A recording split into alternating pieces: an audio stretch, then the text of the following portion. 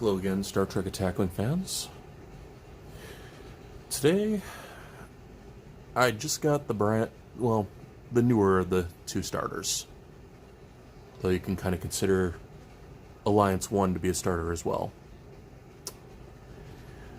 This is probably the better of the two. The ships have been recosted, and also they're pretty good ships. Particularly like the Sutherland and Kimpex attack cruiser. This also has a lot of the recosted stuff, such as like photon torpedoes, and just overall, you're probably going to get more bang for your buck if you get this one as opposed to the original. Although the original still has starter Picard, who is probably the best version of Picard so far.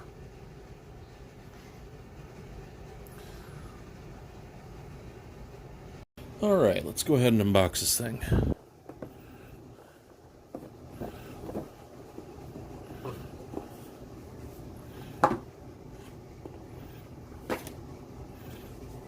Got all your tokens. Command dials, pretty much everything you need in here.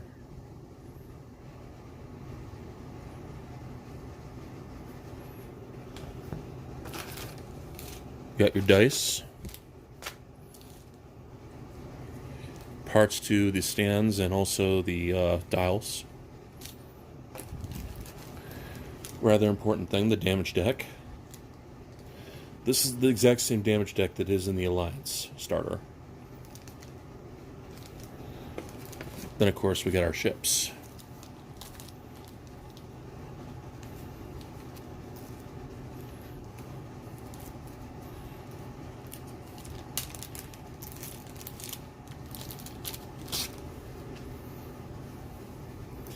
Got our USS Enterprise. When defending, the attacking ship rolls one less attack die. It's a little bit of a defensive ship. 4 attack, 1 defense, 5 hull, and 4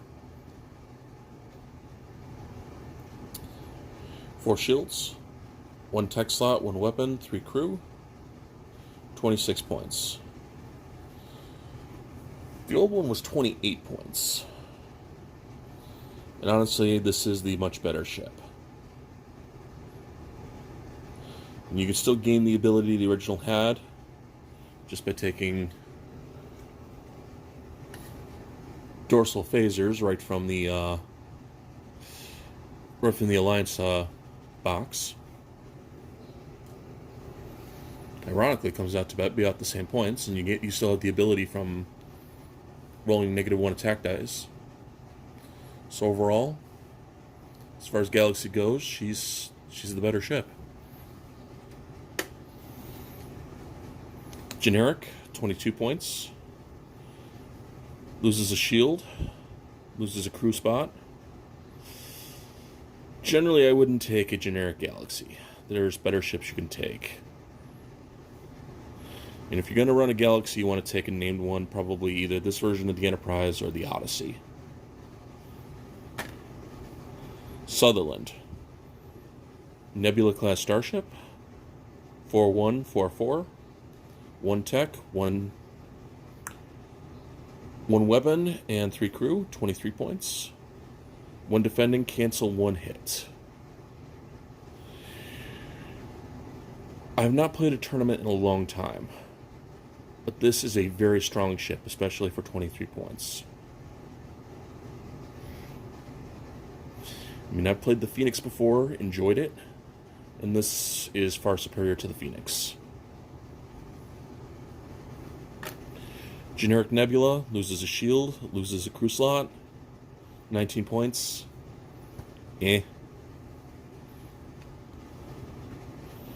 Kimpex attack cruiser.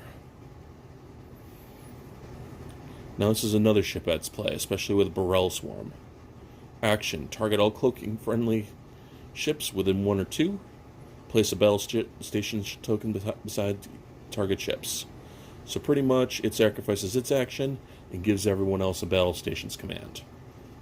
Pretty darn strong.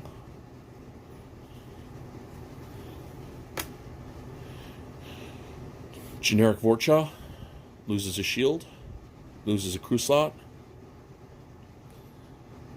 22 points, pretty solid ship. You're playing bigger Klingon ships, Vorchas are fine. IKS Vorn.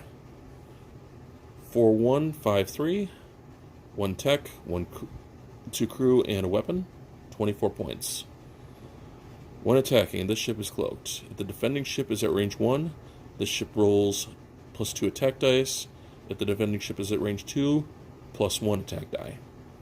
Not bad at all. You come in cloaked and you're doing an alpha strike.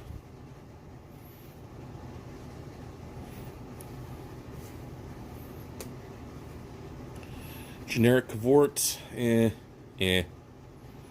Generally, you're better off with the Barrels. Picard. Action, place 2 time tokens on this card and target all friendly ships. Place the battle stations besides the ship and all target ships, range 1 to 2.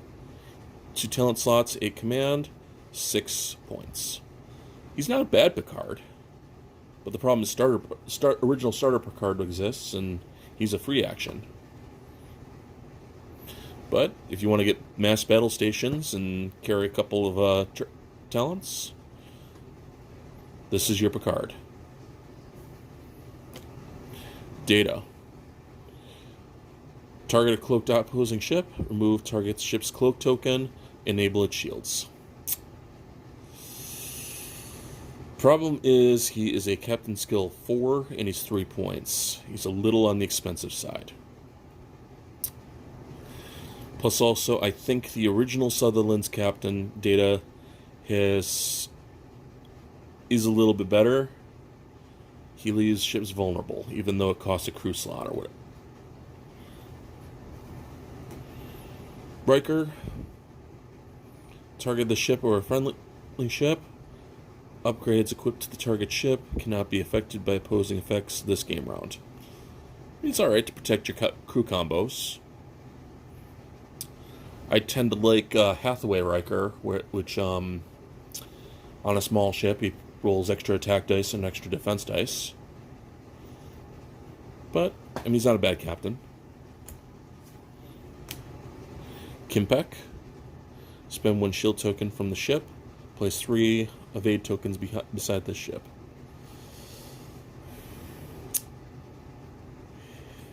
The problem is,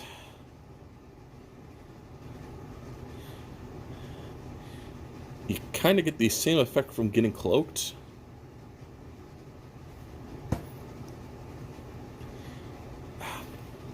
You're probably better off playing Martark or various versions of Kern or Core.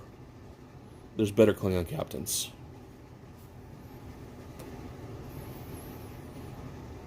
Duras. Romulan and Klingon talents equipped to this captain cost 3 points. Talent upgrades equipped to this captain start with game face down. Flip a face down talent upgrade equipped to this captain face up for the first time when it is used. He's not bad. There are some good Romulan talents out there. Particularly like the one from Sealer's Warbird. I can't remember what it is. The one it's basically all stop. That's one I'd probably put on him. The Duras sisters, Lursa and B'Etor. Lursa, at the beginning of the game round, you may flip this card. If the ship is cloaked, this ship rolls +1 attack die. She's okay, little on the expensive side, but the fact that you got dual captains here. Again, at the beginning of the game round, you may flip this card. If the ship is cloaked, the ship rolls +2 defense die. So you got some utility with her. And they're interesting. You don't get quite the combination you do with the Tyrrell one, but she does work.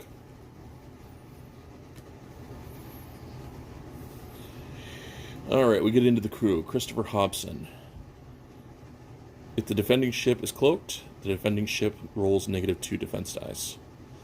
He has his uses, and if you know you're going in against a bunch of cloakers, he's only 2 points. Beverly, she's a bit of a combo enabler. Disable this card, remove a disable token from a crew upgrade equipped to this ship. Part 2, discard this card, equips crew upgrade with a cost of 4 SP or less, was discarded from the ship. Basically, you can get her back. Well, you can get a crew back, I should say. Deanna Troi. After all ships have chosen the maneuver, discard this card and target 2 opposing ships. Look at the maneuver dials of target ships. Then this ship may change its chosen maneuver. Target ship's maneuvers may not be changed for the rest of this game round. She's okay. Geordi. After this ship reveals its maneuver, place 2 time tokens on this card. The ship may increase its or decrease the speed of the revealed maneuver by 2. The color of maneuver, red, white, or green, is the same as the revealed maneuver. This ship cannot perform actions the game round. This effect is activated. This can be incredibly useful, particularly with like banks or even you take it on a 4-speed ship and all of a sudden you're moving 6. That can be very, very useful. Miles O'Brien. Disable this card. Remove a disable token from a tech or weapons upgrade equipped to the ship for 2 points. Can be useful. Klingon Worf. If this ship is cloaked, convert all misses to hits. He's a bit pricey, but using him on a Vorcha or like the Negvar, higher dice attack ship, it can be very well worth it. Kern, discard this card. Equip a weapons upgrade with a cost of 5 points or less that was discarded from the ship to this ship. Particularly with Torpedo Fusillade. The fact that you get 2 actions with it can be quite the card. Klingon Helmsman. Place 2 time tokens on this card. Perform a scan action as a free action. Problem is, what do Klingons use scans for? It's more of a Federation Vulcan thing. Toral, when defending, the ship may convert a battle stations into 1 evade. For 2 points, he's not bad. Klingon Beck. Discard this card, convert 1 hit to a crit. 1 point. For that moment when you want to pile the damage on. Talent, make it so. Discard this card. The ship may perform 2 actions on the Admiral card, Captain card, or crew upgrades equipped to it as a free actions. Well, as free actions. Bit of a combo enabler. At the right moment, if you're building towards it, can be good. Riker maneuver. When defending, if the attacking ship is not in the ship's primary firing arc, discard this card. Remove all target lock and battle stations beside the attacking ship. Place an auxiliary token besides the ship and the attacking ships. 4-point discard. It's eh. Today is a good day to die. Discard this card. All ships may convert all hits into crits this game round. This card is freaking insane. For 1 turn where you're just basically piling on the damage. You got the right turn. Tremendous value with this, even at 5. Blood Oath. Discard this card. Target a captain equipped to an opposing ship, and target captain equipped to this ship. Controller of target captain both roll 5 dice. Whoever rolls the most battle stations, re-rolling ties, add +2 to their captain skill for the rest of the game. Other player must discard their target captain. It's too big of a chance. I mean, yeah, you can put it on a low skill captain that's cheap. If you lose it, so what? But still, I don't like it. I mean, you got too big of a chance to just give the opponent something. Photon torpedoes. This is far superior to a lot of the newer one, well, the older ones. Attacking value of this weapon is the ship's primary value +1. Spend ship's target lock token, disable this card, and target opposing ship. This ship may convert all misses into battle stations. It's got to convert, it's 2 points. Oftentimes you're putting it on like an Akira or a Galaxy. So it's becoming a 5 damage hit, 5 damage attack. And you're converting all your misses to battle stations, and if you have a battle stations that round, you're doing pretty well. Tactical station, add 1 weapon slot to the ship's upgrade bar. When attacking, disable this card. Ship rolls +1 die this game round. Conversely, discard this card. The ship rolls +2 dice this game round. Has its uses. Torpedo Fusillade. There's a copy of this in Alliance, and this is your swarm clearer. The cost of the attack is the primary value. Cost and attack value of this weapon upgrade is equal to the ship's primary weapon. Remove this card from the game and target all opposing ships. Make separate attack rolls against each target ship. So let's say you got 3 Jem'Hadar bugs sitting in range. You're throwing 5 dice against all of them. Disruptor Cannon. Disable this card and target opposing ship.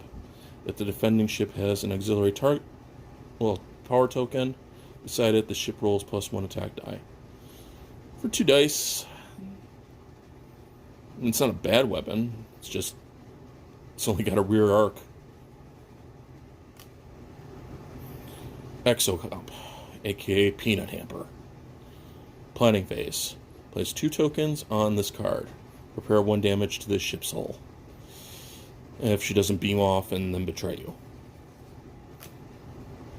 Reinforced bulkheads.